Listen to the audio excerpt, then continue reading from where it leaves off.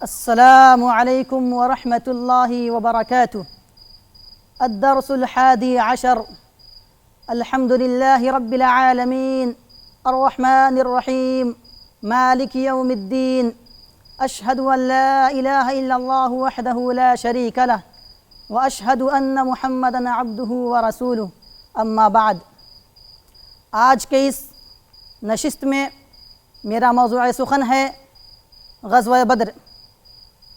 سب سے پہلے میں غزوہ بدر کے متعلق کچھ باتیں عرض کرنا چاہتا ہوں۔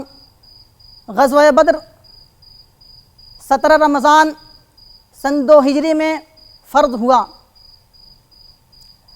غزوہ بدر 17 رمضان سن 2 ہجری کے اندر واقع ہوا، جو کفار و مشرکین اور مسلمانوں کے مابین تھا۔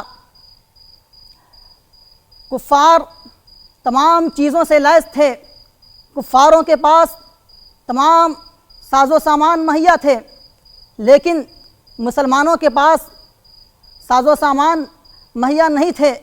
مسلمانوں کے پاس آلات زیادہ نہیں تھے، لیکن کافروں کے پاس، مشرکوں کے پاس بہت زیادہ ساز و سامان تھے، اور وہ اپنے ساز و سامان کے بلبوتے اپنے اوپر بہت زیادہ فخر کر رہے تھے، اپنے آپ کو بہت بڑا سمجھ رہے تھے، اپنے اوپر تکبر اور گھمنڈ کر رہے تھے۔